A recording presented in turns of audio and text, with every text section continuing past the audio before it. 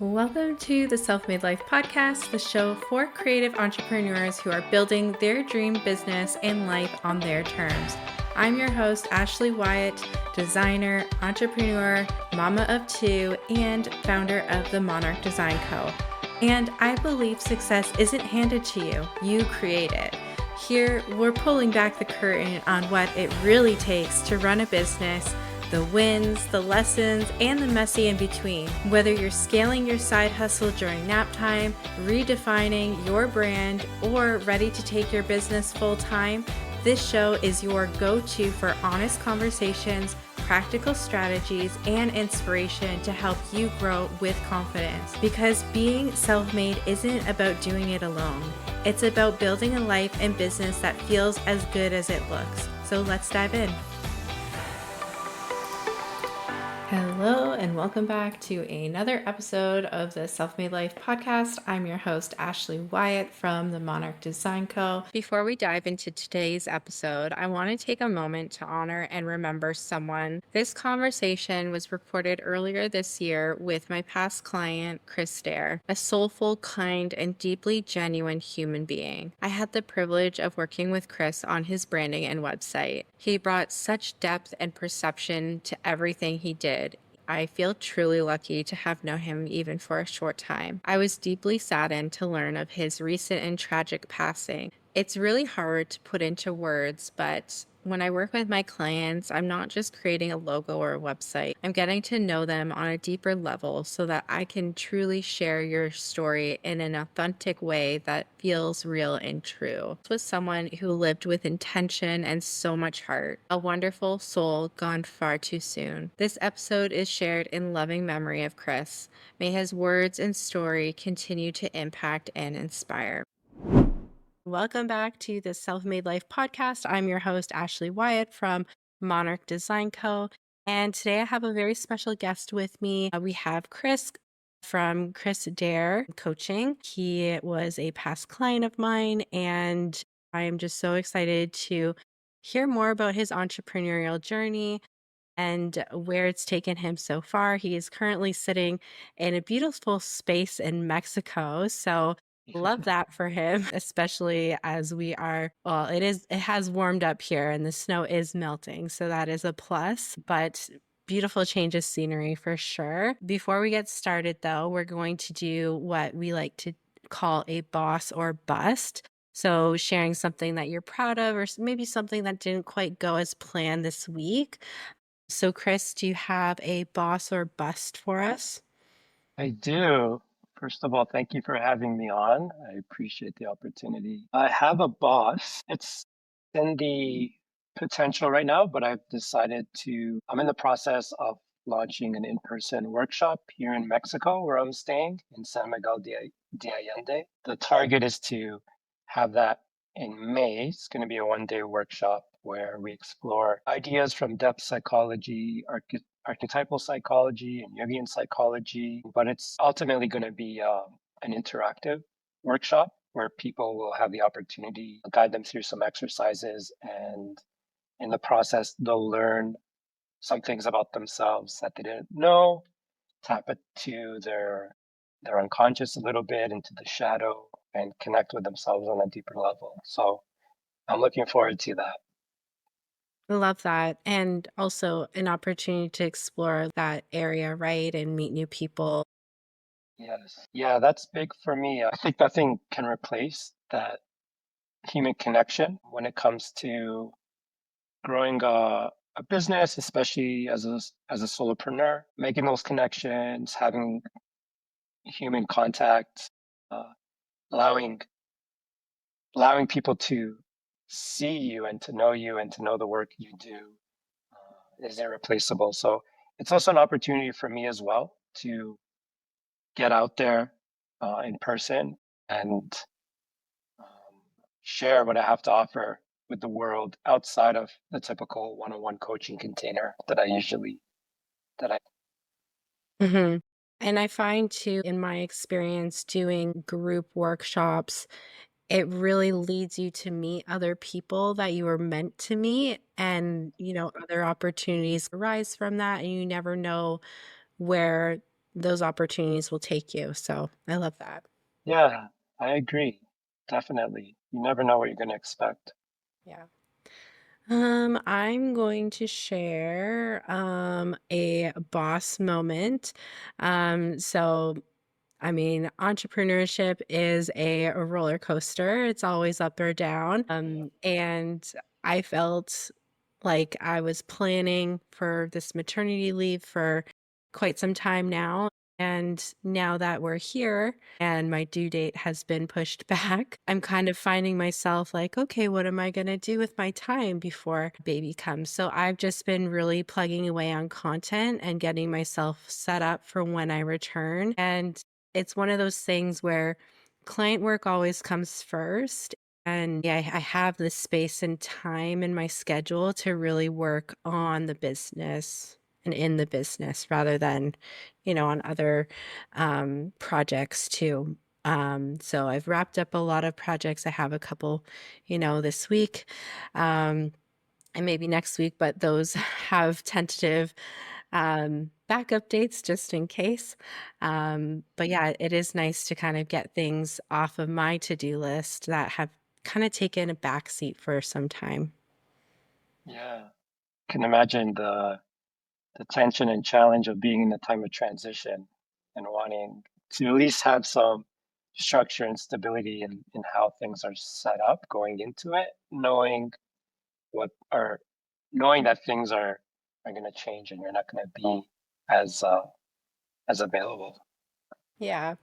I mean, my first maternity leave, I initially planned for 1 month off and ended up taking 3, and I mean, that was all new to me. I, found myself home with a newborn and didn't really know what to do, but this time around, I do feel more confident, and I have the support of my husband and my in-laws around, so I don't know how long I'm gonna take. I did plan for 3 months, but I mean, they sleep a lot in the beginning, so I'll probably take, like, maybe 4 to 6 weeks off, we'll see.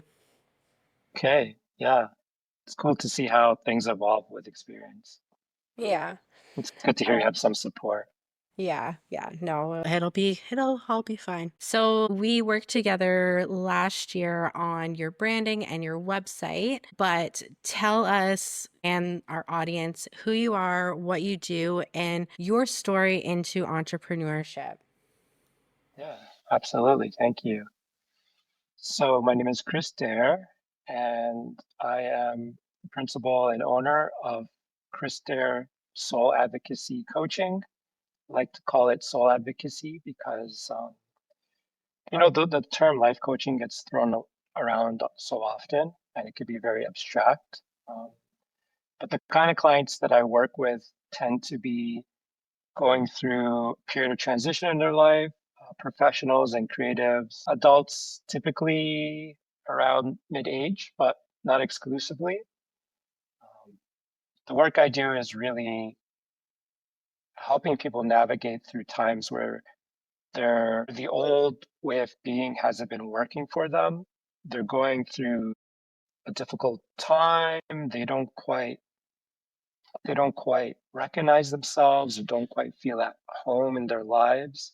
There's an internal tension going on and they feel some kind of stuckness and they're looking for guidance. So so the work that I do is helping people connect with their inner world through dialogue as well as some exercises that really help the client connect with their soul and understand what the soul's desires is or what direction their soul is wanting them to take in the next chapter of their life. So it's a whole process that it involves. I like to refer to it as having 3 steps, which are kind of cyclical. They don't only go in this specific order, but generally it's to recognize what's going on, to bring consciousness to their inner and outer reality, and to understand the connection between the two. Like, why is this showing up in my life right now? But let's not just look at the external, let's look at the external to understand the internal as well. And the other 2 stages are to accept which sounds really easy, but is I find one of the most challenging stages for myself and in my experience working with clients. And the third one is to improve. So once we recognize where we're at and the gap between where we're at and where we want to go, and we've accepted our current state, then it finally creates a place internally in our psyche to then start working on improving. So that's the work I do. And typically it's one-on-one coaching in a coaching container, but also starting to venture into doing more group work as well. And yeah, that's before I moved into coaching, I had a whole journey that took me to working in corporate finance, to being a consultant, to being an entrepreneur in a partnership setting in real estate and development. So I've kind of been through the whole gambit. And in fact, coming to my own vocation, which is doing this soul advocacy work, has been through my own kind of midlife wake up call and questioning what a authentic life really looks like for me and getting really honest with myself. So that's a whole story in and of itself, but that was the impetus to go deeper with getting training in this line of work and putting myself out there as a Jungian coach and, as I like to say, a soul advocate. That was kind of like my next question was like, how did you get started with coaching? And that was through your own experience of being coached. Is that right? Yeah, yeah. There's a little bit more to it. Um, it's funny because I've often struggled for some time with this question of like, what is my calling or what am I here to do? And up until I would say um, my late 20s, my focus was more around getting a good job, something with prestige, something with good pay. But I always felt this kind of tension within me, as if I wasn't where I was supposed to be on my path professionally and on other levels as well, not just professionally, but definitely vocation and how I show up in the world and how I show up in my service was always something that was important to me. It was a value that I held really as a priority. And yeah, I started working with career consultants and the same thing kept coming up over and over and I constantly kind of pushed it aside, coaching, consulting is perfect for me, my personality and my interests and my skill set. And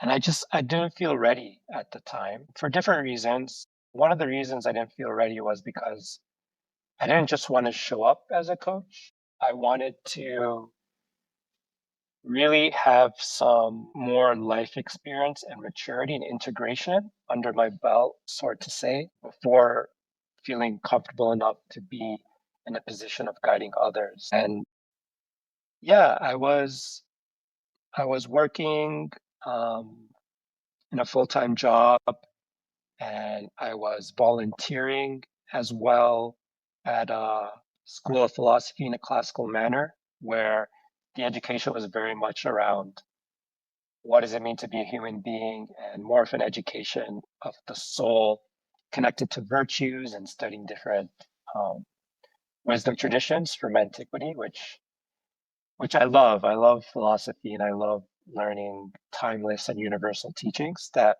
different traditions and different faiths have in common. Because for me, that really gets to the essence of what it means to be a human being. But even volunteering at that organization, I was there for 10 years. I got quite involved. And I was still feeling this tension, On the outside, I thought I had all the boxes checked. At least I thought I did. But I was feeling resentful. My energy was low. Things were just not flowing for me. And even I noticed my dream world was starting to kind of show me kind of symbols around where I was at and where my soul wanted me to go. So just starting to pay attention to those clues and how life was talking to me, how life and the wisdom of life was trying to guide me. And I took some small steps. I enrolled in a program to become trained as a Jungian coach. I ended up leaving that organization where I was volunteering. Um, Although I gained a lot of value from it, it was time to move on. I ended up at the time as well leaving a relationship that I thought was the perfect match for me and kind of, holding on to that fantasy of this is it. As long as once this is a kind of all once this comes together, that's it. I don't have to worry about being alone or what the future holds for me. Kind of this, idealist kind of hope and holding on to that expectation. But a lot of that just fell away. I mean, it was like my psyche, which is the Greek word for soul. It was as if my soul, my psyche was telling me, no, actually, this is not where you're meant to be and what you're meant to be doing. So I noticed taking those small steps started making a difference. I got a little bit more involved in men's work. I enrolled in a coaching training program. I did some mentorship work with young men as well. I enrolled in martial arts and Brazilian Jiu Jitsu specifically. So I just went through this exploration phase to be more playful with myself in life and try to find where there was resonance, like what's feeding me, what's feeding my soul, and what if I just take a little step forward in this direction? I feel like this is where I'm being called. So it's like following the breadcrumbs, and with each step I took forward, I felt more myself. I felt more in authenticity with my path and my true sense of self. And it continues. I mean, it's ongoing, but that was the journey. I was really reluctant to be like, yeah, I'm going to be a coach. It really took me about 5 years to finally get to this point. Say, yeah, this is my vocation, and I'm going to really put more resources and take a risk on this and take it seriously. Yeah, I think, it's incredible the courage that you took to get to where you are today. And that's the thing about entrepreneurship. It's not a straight and narrow path, right? You're taking the path Yes. less followed. You're, listening to that inner voice, like there must be something more for me out there and kind of exploring, that new direction, even if it's not the traditional get that perfect paying job, find your partner step by step, Yeah. right? Check, Like check, you, check. yeah, so that's incredible. And I just love hearing your story. Thank And you. I've heard some of your story before, but I think it Yes. will really resonate with a lot of listeners, especially entrepreneurs, and maybe even give other people out there the courage to explore a different path and take that leap of faith like you did, and like many other entrepreneurs do. Yeah. Yeah, absolutely. Thank you for that, Ashley. You're welcome. So, tell our audience a little bit more about union coaching and what makes that style of coaching different than the traditional, I guess, like life coaching. Yeah, that's a great question. So I'll say what Jungian coaching in its core essence focuses on and what makes it unique from other forms of coaching. And there are some other forms of coaching that have some similar approaches, but this one is unique in that it starts with the premise, I would say, in my own words, starts with the premise that there is an intelligence to life and that there's also life and our soul is constantly communicating to us in different forms. And it communicates to us in a symbolic way.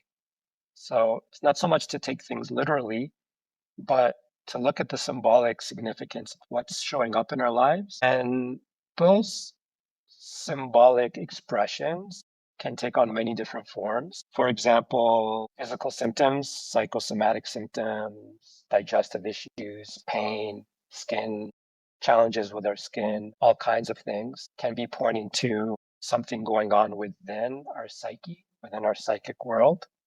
Our dream world is constantly communicating to us symbolically about what's going on in our internal reality. And sometimes it could just be pointing to where we are. Sometimes it could be pointing to where we're heading. So dreams is we could have a whole show just about dreams, but that's also another form of intelligence that Jungian coaches will pay attention to try to understand what's going on for the client and where their soul wants them to go. And there's many others, like for example, just our relationships or what's showing up for us externally in our jobs, in our careers, again in our relationships. What does the external situation say about ourselves? What patterns are showing up? What patterns, in a sense, are controlling or leading our lives? And additionally, a key thing about Jungian coaching is understanding like what's happening to us on an unconscious level. So when we say unconscious, just really simply on a personal level, it's the things that we're not consciously aware of for different reasons. One of which could be that it's just something that we've taken on as a pattern in order to survive in a social setting, in our family setting, to feel safe. And in the process, we may have taken on certain patterns like people pleasing patterns, or maybe the opposite extreme of being very domineering and controlling as a protection. This can show up in all sorts of different patterns, but it's by looking at the communication of what um, the intelligence of our psyche. I like to use the word psyche and soul interchangeably, but what our psyche is trying to communicate to us, what our world is trying to communicate to us, and even things that seem random to us. In the Jungian world or the world of depth psychology, we call it synchronicities. So things that are typically unlikely to happen, but tend to happen in a time where they line up with just where we happen to be in our life and reflect back to us kind of information or validation of where we are in our path. It could be a chance encounter. It could even be other symbolic representations like certain images or archetypes like animal encounters showing up at specific times in your life that in the same way where they might mean something in your dream world could also symbolically mean something in your waking world in your everyday lives. So the process is just, starting with where is the client stuck as usual and where do they want to go? And then starting to help and guide the client to do this for themselves as well. As a coach, what I'm really trying to achieve is to help my clients develop a more symbolic understanding, a more symbolic comprehension of like what shows up for them, and to start to take those things a little bit more seriously. Just see what happens, like get curious. And I love this sense of exploration and play that that comes online when we start to become curious and explore, like, start journaling our dreams and, starting to ask ourselves, I wonder why this is showing up for me now, or what does this symbol mean, or, all sorts of crazy things that can show up in our dream world. I I love that, and I've been having really vivid, wild dreams since being pregnant. I guess that's just one of the things that happens, but I do wish that I, like, journaled things down, to kind of, like, make sense of everything. But I love that you work with your clients to help guide them through that deeper work, because I feel like that deeper work is where people start to, like, uncover a lot of things. Do you find that? Yeah, absolutely. It's really at the core of my work is this philosophy that if we address problems and challenges only at a superficial level, they're going to keep coming up in different forms. But if we get to the heart of it, which is really a process about taking ownership for what's showing up for us and trying to understand, not necessarily with guilt or shame, but with a healthy sense of responsibility to understand, like, what is my role in this circumstance? Whether you feel like a victim or a perpetrator. in both respects. And it's a very delicate work as well, of course, with holding people and creating a container of trust and safety, um, which is fundamental. Because I'll add this one point about the magic of the coaching container, which is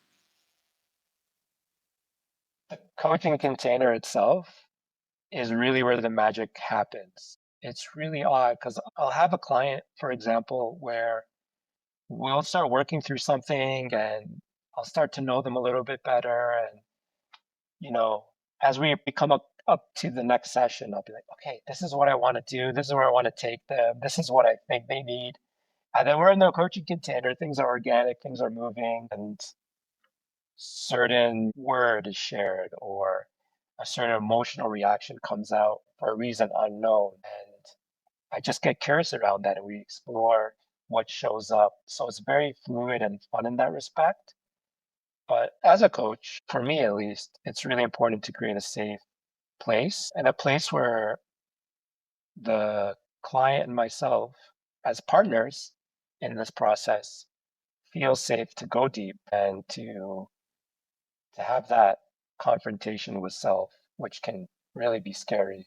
Can be something we've been avoiding out of fear, the fear of the unknown, of the prospect of things changing and not knowing what the future might look like if we do change, you know? And sometimes, as the saying goes, the devil we know is better than the devil we don't. It's like, you know, even if our patterns are destructive, they're familiar and they're comfortable.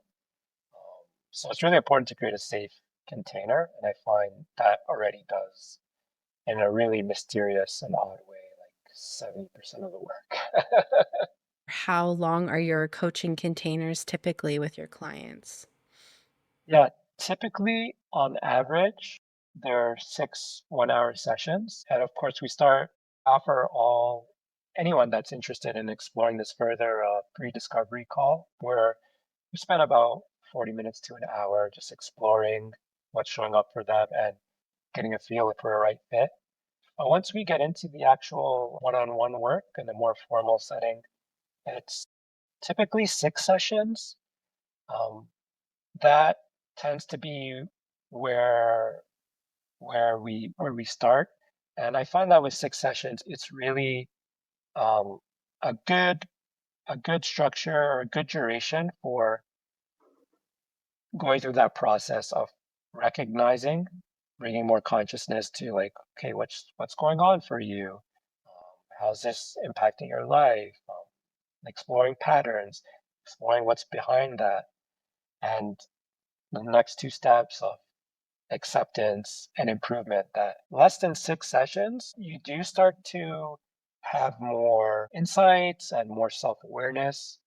Definitely is manageable in less than 6, but really that getting into the transformation and integration where the change becomes more lasting tends to take about 6 sessions. Yeah. Yeah, I find like the longer you work with a coach, the more you're able to uncover and kind of like reach those goals that you've set out to do. Yeah, definitely.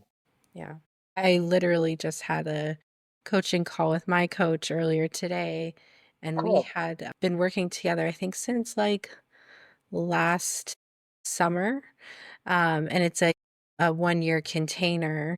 And it was incredible just to like see like, wow, like I'm at my goals of like what we set out from the beginning, even though it looked very different than the trajectory and like the path that we thought. It was like really eye-opening. So it's definitely important to trust the person that you are working with and feel supported. So I love that Yes, support your clients like that too. absolutely. I love that. I'm just curious on your end, like what is it about coaching that has helped you beyond if you were to just do research online or read something in a book or try to do it on your own? What do you find for you that's most impactful? I find that working with someone who has gone to where I want to be Mm, has sped up the process significantly for me to get there. And like this coach that I'm working with now, it's funny how you mentioned like synchronicities and stuff because there's just so many crazy synchronicities with my coach and I, like her life, like, the last 6 months, and like even where she was a year or two ago, kind of like similar parallels to like what I'm going through now, too, like with my business and in my personal life. So it's really cool to kind of see and just to have that extra layer of support too and get to where I want to go quicker. Not necessarily quicker, but like I feel like as entrepreneurs, we can really get into our own head and it can be a very lonely journey. So having yes. just like that sounding board of support and feeling like seen and heard and supported without any judgment and fully trusting that person um, is just so like beneficial. Yeah. Oh, that's a great answer. Definitely. And was, as you said, was somebody that's taken those steps really adds some deeper sense of credibility and integrity in Yeah. the guidance that they give you. I think that's really important too. I agree. Yeah. And I think following your intuition and your inner guidance on who to work with too. At the time, she was not really marketing, and I had met her through this random online masterclass thing years prior.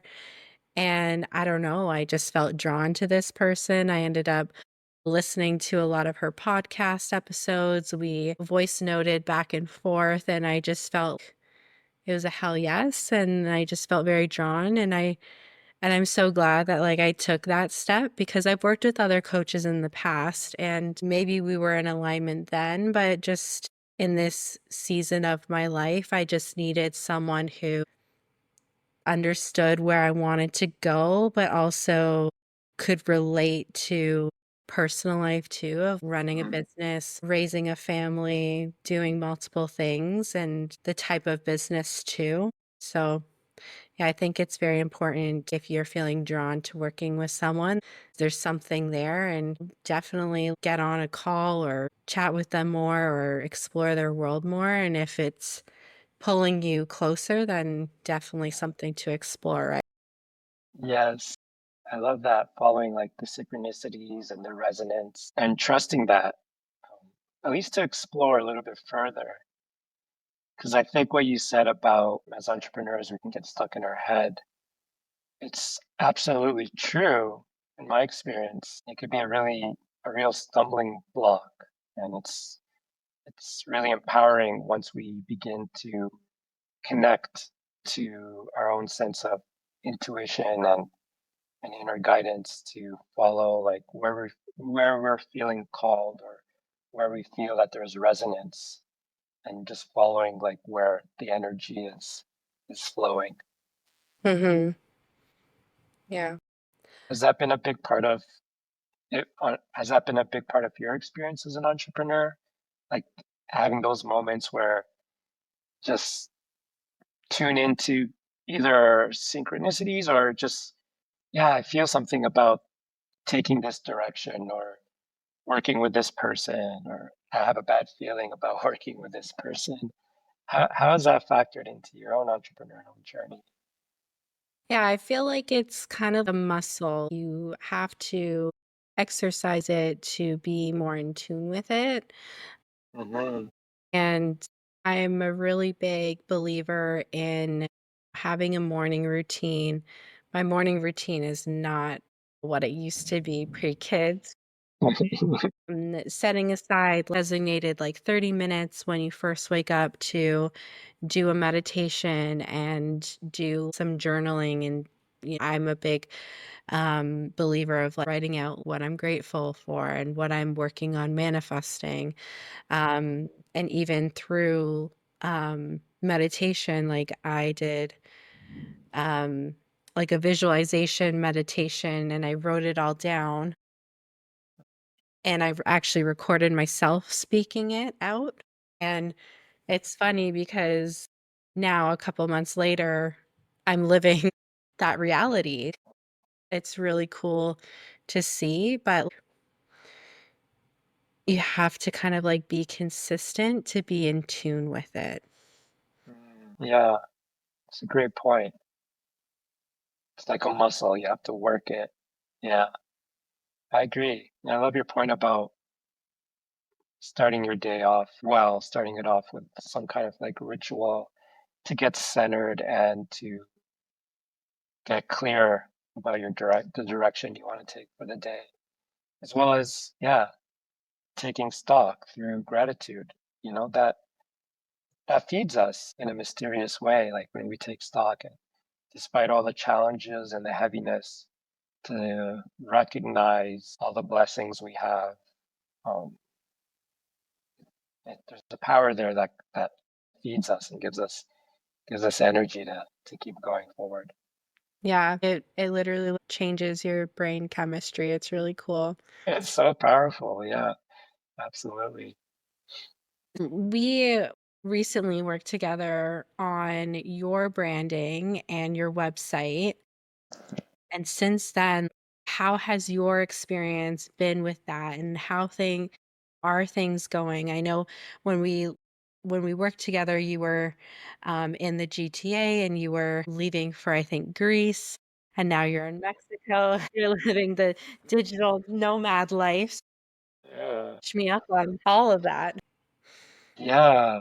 So there's there's a few different ways to approach that.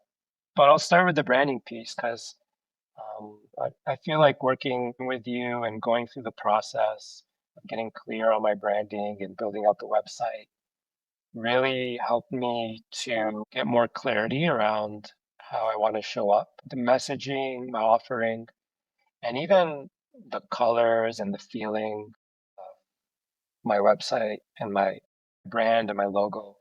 Um, really, in a way, was starting to flesh out the idea of the venture that I wanted to grow, which gave me a certain sense of confidence for sure. Gave me a lot of confidence in that respect to show up and to be like, "Hi, I'm Chris Deir. I'm a Jungian coach," and also to give me the feedback to on a website or to see it on a logo and have that reflected back to me. Like, what does this say about me? Is this authentic with how I want to show up? And so going through that process of getting clarity was really rich and fruitful for me. Yeah, and then the whole process. Well, in fact, the timing to go back to what you mentioned about my trip, I was just I was in the process of completing my training. I was in the process of completing my website and my branding as I was planning to go on this 2 month trip to mainly to Greece, and I spent a week in Rome as well. It was an amazing trip. I had a chance to visit different ancient sites and spiritual sites from ancient Greece. So powerful, and even some sites from just a few hundred years ago, like Meteora, which is really beautiful, has these monasteries built on these mountains. That's really something really beautiful. Just the landscape. I really enjoyed Greece. I spent a lot of time in Crete as well, and did a road trip around the mainland of Greece. But the timing was interesting because I was doing this transition as I was coming into this next chapter of really launching this vocation, this career as a coach. So, in a sense, I was getting time to be with myself, to reflect, to feed my soul, and to be inspired by these beautiful countries and places in Greece and Italy. And it wasn't in vain. I think, on some subtle level, it was also contributing to my practice as a coach. And it was also a challenge too, because I was so hungry I need to get all these things done as soon as possible. And, being patient with myself was a real challenge at the start, which I think is something a lot of entrepreneurs struggle with. And in fact, it can often, unfortunately, can lead to burnout. So having, breathing a little bit, enjoying the Mediterranean, it really fed me. And sure enough, when I came back to Canada, to Toronto, I was right back at it. I need to move this along. I need to get started. I need to get my packages defined and get them up and reach out to my network and get more clients and all that stuff. And that was really like about a month and a half of being in Canada and then just being, in a way, kind of swept off my feet and sent, not sent, I shouldn't say that, pulled and called to Mexico. It was part of my plan was to, yeah, embrace a little bit more of the digital nomad lifestyle to support me in taking on an entrepreneurial venture, which, as people know, it's not easy. It takes investment, it takes time, and it takes time to start earning back the kind of income you might be making in a corporate job, for example, and supporting your cost of living. So part of the decision was financial, but part of the decision was also around lifestyle, being in a culture and a place where um, there's there's life, there's culture, people are engaged with each other. It's not all about work. It's not all about just professional life, which I find in North America is very amplified. And in a way, being here, it's been a challenge because it's been an adjustment. I'm learning Spanish. I'm not fluent at all. I'm kind of still at a beginner's level, but I'm taking classes on a regular basis. But even just being in the culture, a new language, a new environment, it really stretched me.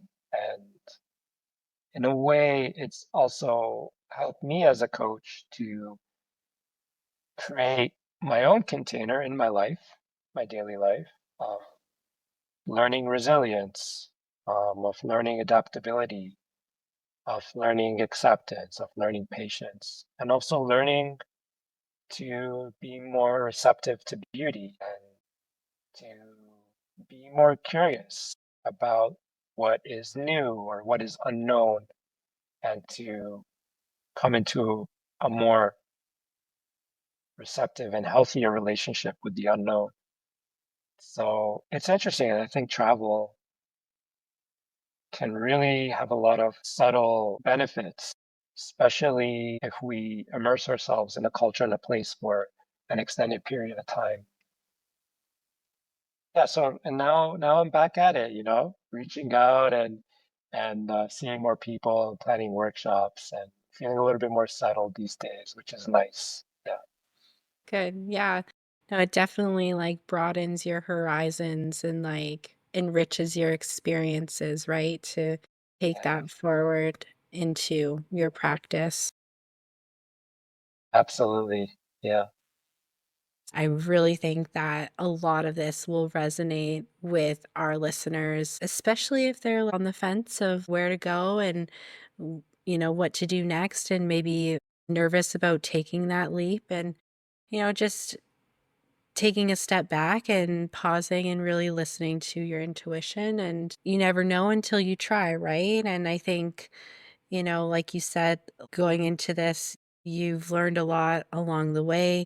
You have really gained the confidence to get started, and you're taking a pause, not really a pause, but you're slowing down to kind of like appreciate the journey too, it sounds like, because yeah, you don't want to burn out because right. I don't recommend that. I've done that, and I'm sure a lot of other entrepreneurs have too. But through that process of taking a step back and really looking at things, you're probably realizing, "Well, maybe I don't want to do that, or maybe I want to focus on this, or let's explore that." And that's really shaping you and your business and your offerings for your clients, right? Yeah, I love the way you put that. It's about taking a pause, or more like taking stock. being present. And because it's so easy to get swept away from the inertia or swept away by the external demands of life and just how quickly time feels like it's just going by and we're feeling stuck in a routine, almost as if we don't have any agency in our life. And it's so ironic and funny in a way how it almost feels like it's not safe or it's not the right move to slow down or pause because we have so many things to do. There's so much to do, so much to get done, which is understandable, of course. But it's amazing how slowing down just for a moment, finding a little space in your day. I love what you said about starting off your day right, because that's a great example of doing that. And it's amazing how that little bit of presence within a day can really help to orientate or reorientate oneself on their path and to really take agency of their life again, to be a partner in that conversation with life. So it's not just life dragging me around like I'm on this current of a river without a paddle, but it's the river, it's the current, but it's also my boat, it's my consciousness, it's my presence, it's my paddle, it's the northern star that I can look to for direction. But when we lose sight of those things, it's understandable how we can feel like we're just being swept away by life. Yeah, I love that analogy. So well spoken as always. And I'm excited for you to start your podcast too. I know that that's kind of like in the works and on the back burner, but Yes, I thank think you. it'll be incredible. So cheering you on Thank you for so that. much, Ashley. Thank you for your support. You're welcome. Before we end things off, I love to do a little rapid fire this or that. So I'm going to say like two different things, and you're going to just say which one I resonates. love it.